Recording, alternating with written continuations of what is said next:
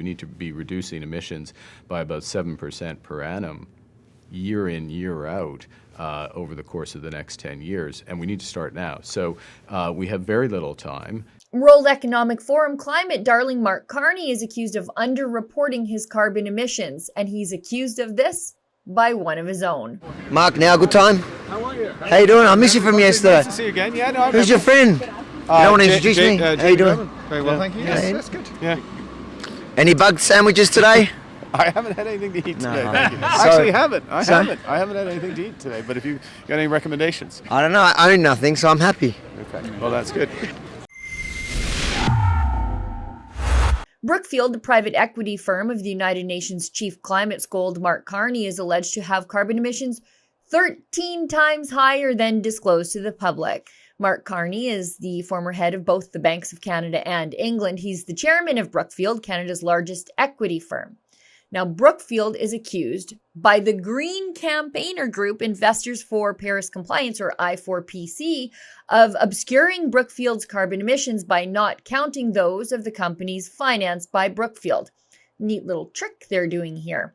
Now, look at this. According to I4PC, Brookfield hides its carbon emissions by parking them in other investment firms that it funds. Oaktree Capital Management, representing 22% of Brookfield's assets under management, or AUM, is excluded from Brookfield's net zero target and associated reporting and does not have its own net zero target or provide comprehensive emissions disclosure. Oaktree is primarily engaged in private credit, though it engages in some traditional private equity. It has a stake in at least 118 fossil fuel assets.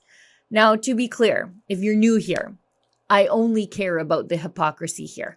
I don't begrudge anyone their investment wealth, and I love life-affirming fossil fuels. But Carney says he doesn't, until, of course, they make his management firm some money. Well, if we're talking about climate, we have very little time to achieve the goals of the Paris Agreement to stabilize the climate at 1.5 degrees.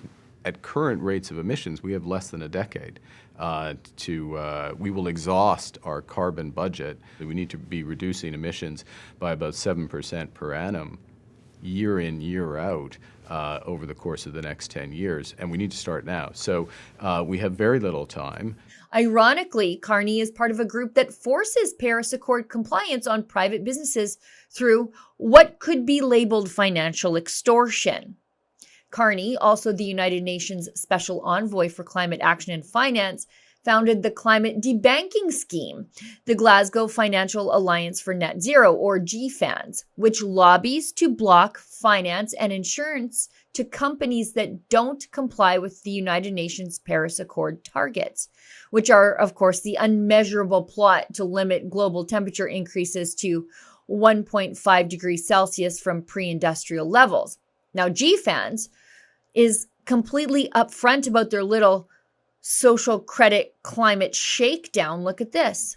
Companies, banks, insurers, and investors will need to adjust their business models to develop credible plans for the transition to a low-carbon, climate-resilient future, and then implement those plans. So, to summarize, Mark Carney is allowed to make money on fossil fuels via Brookfield and Brookfield's investments, but no one else can make money on fossil fuels. You got that? Talking about the climate is, do you have a plan for net zero? If Canada has a legislated objective for net zero, alongside another 130 countries, and a Swedish teenager can figure out the carbon budget, and we have less than 10 years, and you have to get to net zero to stabilize it, and you're a company and you have purpose, well, what's your plan? And all of those come together. You see, the common thread is that these people don't actually care about climate change. I suppose they're just like me in that regard. They only care about money. The climate scare is how they get it. For Rebel News, I'm Sheila Gunn-Reid.